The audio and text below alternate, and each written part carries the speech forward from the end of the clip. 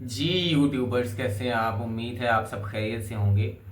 तो आज हम जो है वो एक बहुत ही जो ट्रेंडी टॉपिक चल रहा है पूरी दुनिया में और ख़ास करके इंडिया और पाकिस्तान में, तो उसके ऊपर एक वीडियो बनाई है जी शुभांकर मिश्रा साहब ने, जो कि इंडिया के बहुत ही पॉपुलर यूट्यूबर हैं। तो उन्होंने वीडियो बनाई है कि जी who will win, which side is stronger. Definitely ये एक कंपैरिजन हो रहा है बिटवीन पाकिस्तान एंड इंडिया। तो चलें देखते हैं कि उन्होंने जो है वो कैसा कंपैरिजन किया और उनके मुताबिक हु विल विन। तो आज हम रिव्यू करेंगे, तो उसके बाद बताते हैं कि जी कैसी वीडियो थी उनकी तरफ से और कैसा ये कंपैरिजन उन्होंने किया है। तो लेट्स स्टार्ट द वीडियो। क्या कश्मीर के पहलगाम में जो कुछ हुआ उसे लेकर इंडिया वर्सेस पाकिस्तान में वॉर हो सकती है?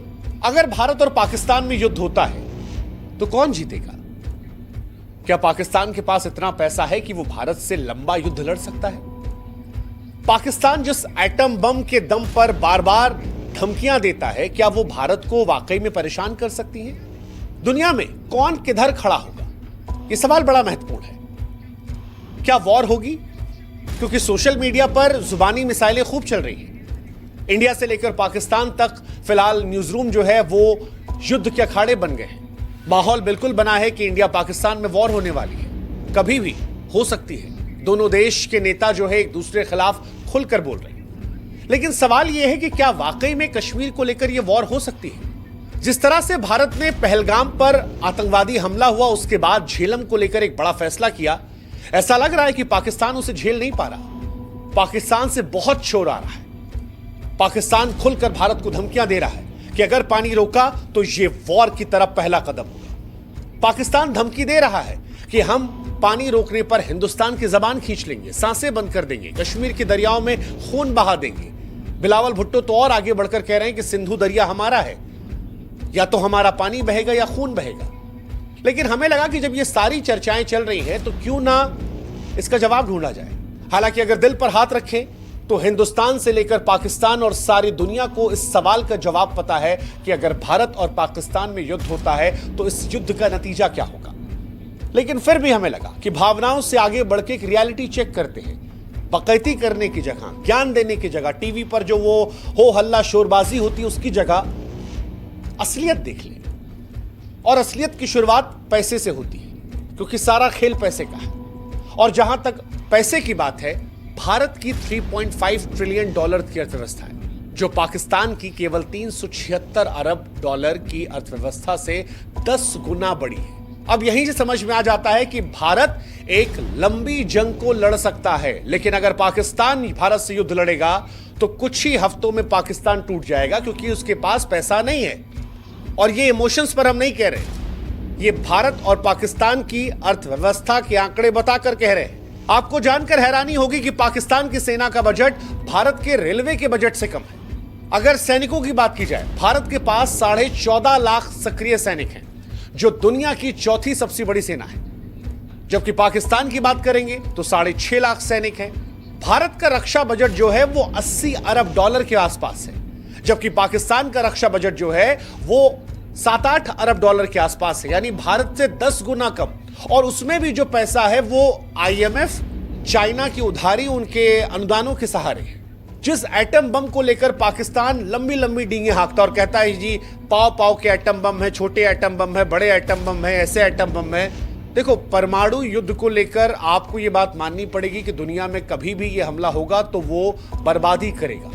लेकिन पाकिस्तान अगर इस बात को लेकर खुश हो रहा है कि परमाणु स्थिति उसे ताकतवर बनाएगी, तो उसे समझना पड़ेगा कि भारत की गहरी रणनीति, भारत के ज्यादा संसाधन, बेहतर पुनर्जन्म की क्षमता रखते हैं। पाकिस्तान के साथ ये नहीं है। पाकिस्तान के पास सिर्फ एक दोस्त है जो उसका अपना वहम है। भारत की कूटनीति दुनिया से बेहतर है और पाकिस्तान के पास दोस्त के नाम पर सिर्फ एक है, उसका वहम। इसलिए कई बार लगता है कि पाकिस्तान जिस तरह से भारत को धमकियां दे रहा है वो हंसी का पात्र है, क्योंकि हकीकत पाकिस्तान की यही है कि उनके मुल्क में रोटी, बिजली, पानी का काल है।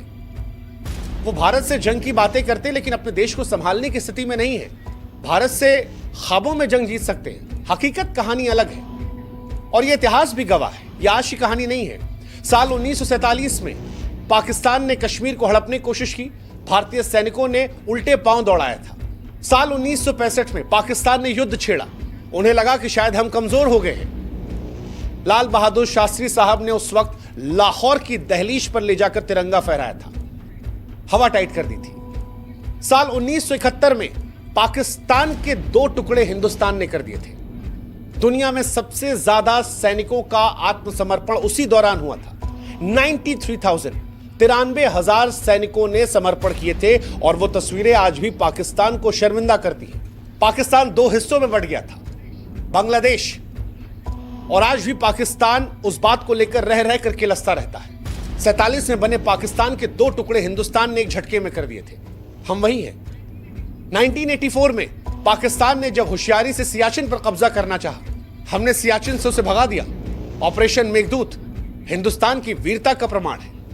साल 1999 जब पाकिस्तान ने जनरल परवेज मुशर्रफ ने अपने ही प्रधानमंत्री को बेवकूफ बनाकर उनकी पीठ पर खंजर घोंपकर तख्ता पलट कर दिया था और कश्मीर में घुसने की कोशिश कर दी थी और दोस्ती का नाजायज फायदा उठाकर हिंदुस्तान को बेवकूफ बनाने की कोशिश की थी, तब भी हिंदुस्तान ने पाकिस्तान को पहाड़ों से धकेल कर भगाया।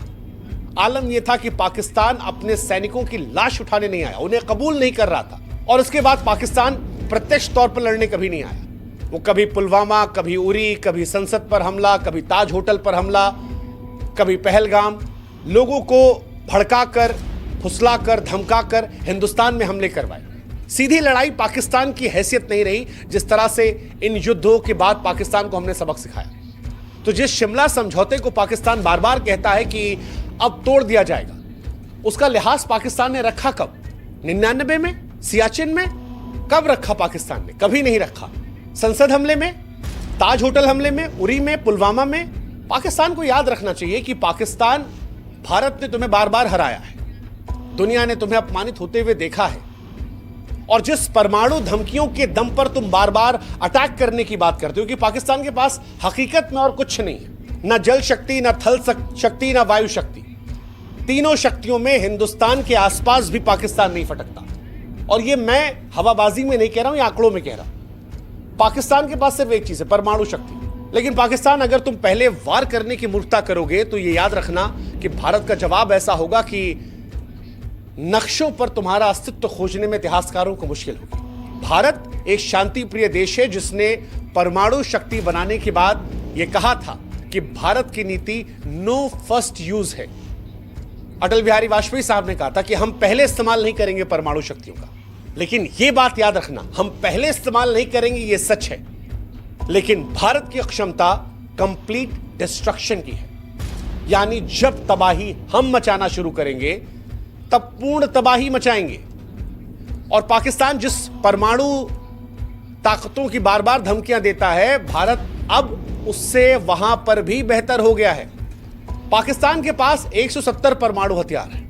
पुराने डेटा के अनुसार पाकिस्तान ये दावा करता था कि हमारे पास ज्यादा है, लेकिन मौजूदा दौर में हिंदुस्तान उससे आगे निकल गया है। कई ऐसी गुप्त रिपोर्टें हैं इंटरनेशनल जो दावा करती हैं कि भारत के पास 180 प्लस हथियार हैं। और हथियारों के आगे भारत के पास वो मिसाइलें हैं जिनकी क्षमता पाकिस्तान की मिसाइलों से कहीं ज्यादा है। जैसे भारत की अग्नि 5 मिसाइल 5,500 किलोमीटर रेंज की है, जबकि उनकी शाहीन 3 2750 है। भारत की मिसाइलें इतनी तेज है कि पाकिस्तान को जवाब देने का वक्त नहीं मिलेगा। भारत के पास पाकिस्तान से बेहतर डिफेंस सिस्टम है जो पाकिस्तान के बैलिस्टिक मिसाइल डिफेंस को नाकाम कर देंगे। पाकिस्तान के पास न्यूक्लियर हथियार है, लेकिन वो समझना पड़ेगा कि जब भारत से आप लड़ने की बात करते हो तब वो भी उनकी अर्थव्यवस्था जैसे हो जाते हैं, जो कागज पर तो शोर मचाते हैं लेकिन रियलिटी में अलग हो जाते हैं। जहां तक बात परमाणु युद्ध की है, मुझे लगता नहीं कि दुनिया ऐसा करने देगी या पाकिस्तान ऐसा करना चाहेगा। लेकिन अगर कूटनीतिक दृष्टिकोण पर बात करते हैं, प्रैक्टिकल होकर, तो आज पूरी दुनिया भारत के साथ खड़ी है। आज भारत का दोस्त अमेरिका भी है, रूस भी है। भारत फ्रांस से भी दोस्त है, इजराइल से भी दोस्त है। भारत के पास जापान भी है। पाकिस्तान के पास सिर्फ एक दोस्त है, चाइना। और चाइना पाकिस्तान का दोस्त नहीं है, पाकिस्तान को वो मोहरे की तरह इस्तेमाल करता है। पाकिस्तान ऑलरेडी FATF के ग्रे लिस्ट में फंसा हुआ है। अंतर्राष्ट्रीय समुदाय के लिए इसे आतंकवादी देश मनाता है। चाइना उसे जैसे तैसे बचाता है। चाइना इस युद्ध के बहाने अपने 4 काम और करवा लेगा। वैश्विक मंचों पर पाकिस्तान अलग थलग है। दुनिया में पाकिस्तान की इमेज जो है वो एक आतंकवादी देश की, और ये बात दुनिया जानती है। जैसे तैसे चाइना के वीटो से हर बार वो ग्रे लिस्ट में बच जाता है, और चाइना खुद अमेरिका के साथ उलझा पड़ा है। रूस हमारा नया दोस्त है। अब वो दौर भी निकल गया जब पाकिस्तान के साथ अमेरिका दिया करता था, और जब देता भी था अमेरिका साथ, तब भी कुछ उखाड़ नहीं पाया था पाकिस्तान। आप याद करो, 71 की लड़ाई में अमेरिका ने पाकिस्तान का साथ दिया था। अमेरिका ने भारत को धमकियां दी थी कि भारत पर वो हमला कर देगा, लेकिन उसके बावजूद भारत ने ना सिर्फ पाकिस्तान को हराया, 93,000 सैनिकों का आत्मसमर्पण करवाया, बल्कि पाकिस्तान के 2 टुकड़े भी करवाए। And that is reality of Pakistan. ये भारत की रियलिटी है।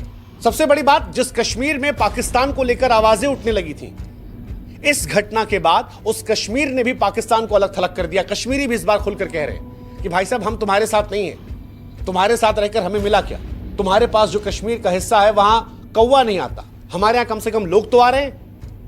वो जो होटल दिल्ली में 10,000 का मिलता है, वो कश्मीर में 20-22,000 का मिल रहा है। इतनी भीड़ वहां पर है। ये जो कश्मीरी लोग आज मस्जिदों में हिंदुस्तान के समर्थन की बात कर रहे हैं, जो घटना हुई है पहलगाम में उसका विरोध कर रहे हैं, सड़कों पर भारत का तिरंगा लेकर उतर रहे हैं, ये इसलिए उतर रहे हैं क्योंकि इनकी जिंदगी भारत के साथ बेहतर हुई है। और कश्मीरी भी ये बात जानता है। तो जो लोकल सपोर्ट की आप उम्मीद कर रहे थे, वो भी आपको नहीं मिलने वाला। ये 2-4 छुटपुटियां लाकर अगर आप सोच रहे हैं कि आप जंग जीतेंगे, तो आप होशियार हो जाइए। और अगर ये पैमाना है, तो आपके यहां भी जानते हैं आप क्या कहानी है। पाकिस्तान के अंदर विरोधाभास कितना है। हकीकत यही है कि आज दुनिया भारत को एक उभरती महाशक्ति के तौर पर देखती है। Bharat quad, BRICS, G20, SCO जैसे वैश्विक मंचों पर नेतृत्व कर रहा है। पाकिस्तान की हैसियत है कि FATF के ग्रे लिस्ट में फंसा हुआ है, आतंक का पनाहगार और दुनिया में अलग थलग। अगर पाकिस्तान युद्ध का सोच रहा है, तो पाकिस्तान को समझना पड़ेगा कि लंबे युद्ध के लिए पैसा, संसाधन, सैनिक या रणनीति चाहिए, जो उसके पास नहीं है। कुछ ही हफ्तों में पाकिस्तान की सैन्य ताकत खत्म हो जाएगी, लेकिन भारत पाकिस्तान के मुकाबले कहीं बेहतर संसाधन में है, कहीं बेहतर सैन्य में है, रणनीति में है, वैश्विक समर्थन है, आर्थिक मजबूती है। यह भारत की कहानी है। और अगर इसके आगे मामला बढ़ता है परमाणु हथियार के गलत इस्तेमाल का, तो जैसा हमने पहले भी कहा कि इतिहासकारों को पाकिस्तान के नक्शे को खोजने के लिए संघर्ष करना पड़ेगा।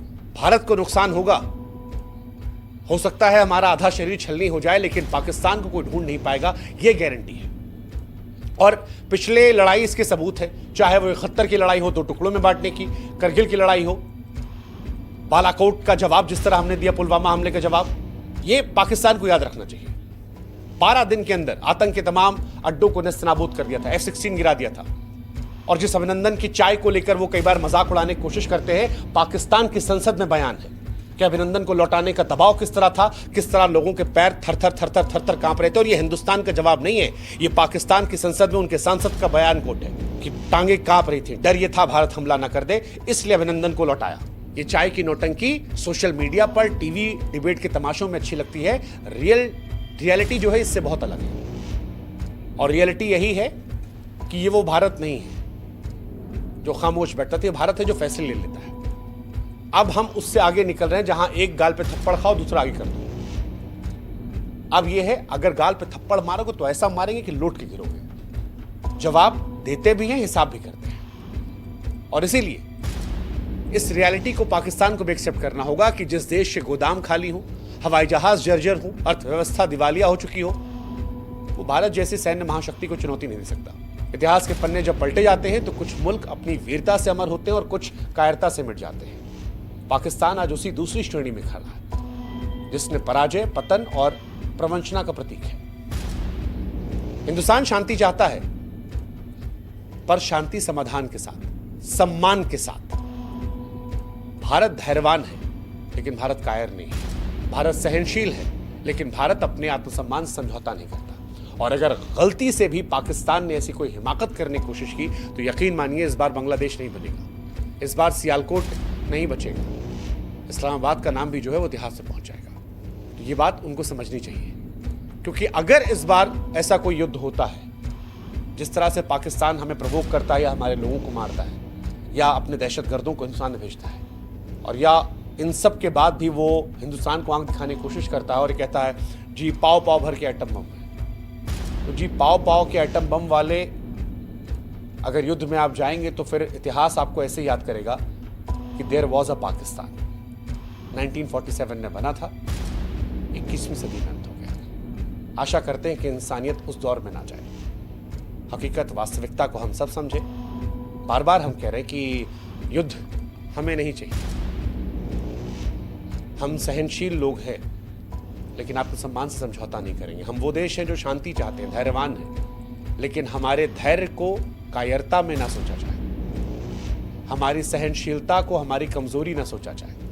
हम आज भी उस पॉलिसी पर बिलीव करते हैं कि फर्स्ट यूज नहीं करेंगे, चाहे आतंकवाद हो या परमाणु शक्ति का इस्तेमाल। लेकिन हम उस बात को भी मानते हैं कि जिस दिन हम इस्तेमाल करेंगे या जिस दिन हम प्रयोग करेंगे वो फाइनल सोल्यूशन होगा। मैं जानता हूं कि पाकिस्तान के लोग ऐसे नहीं हैं। मैं जानता हूं कि पाकिस्तान में भी लाखों करोड़ों ऐसी आवाम है जो हिंदुस्तानियों से बहुत मोहब्बत करती है। मैं जानता हूं कि पाकिस्तान में भी बहुत अच्छे लोग हैं, लेकिन पाकिस्तान की फौज जो अपनी हुकूमत को चलाने के लिए दहशतगर्दी का इस्तेमाल करती है, वहां के सियासतदान जिन्होंने अपने चुने हुए नेता को जेल में डाल रखा है और उनसे सरकार चलवा रहे हैं, जो अपनी जनता का विश्वास नहीं ले पाए हैं, उन्हें यह समझना होगा कि भारत और पाकिस्तान के बीच में दायरा बहुत बदल चुका है।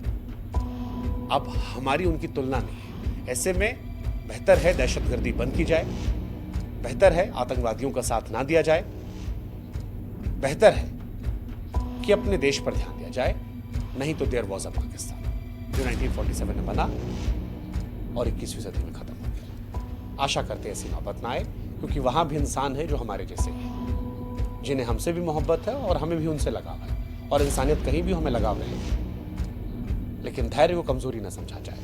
जो पहलगाम में हुआ वो हमारे सब्र का इम्तिहान था, और अब धैर्य जवाब दे रहा है। जय हिंद, जय भारत, नमस्कार जी।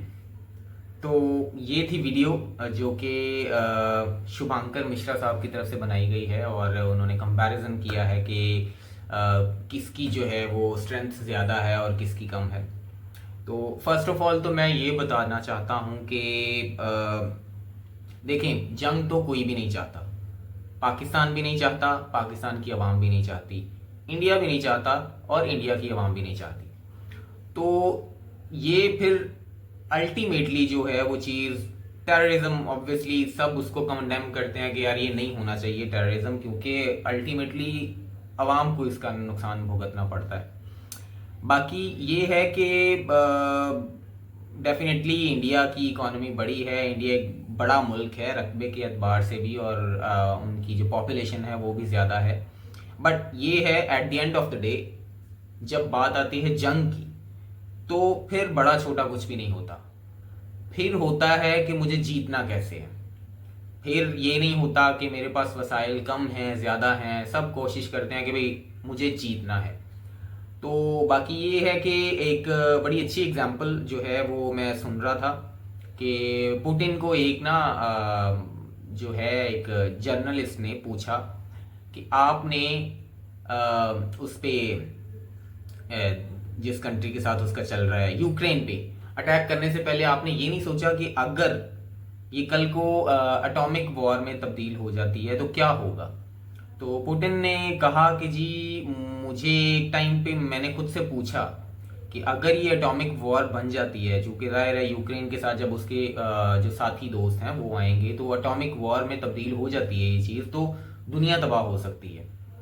तो उसने कहा कि मैंने खुद से पूछा कि अगर दुनिया तबाह हो जाती है एटॉमिक वॉर से, और अगर मैं ये हमला नहीं करता यूक्रेन पे, तो फिर रशिया तबाह हो जाएगा।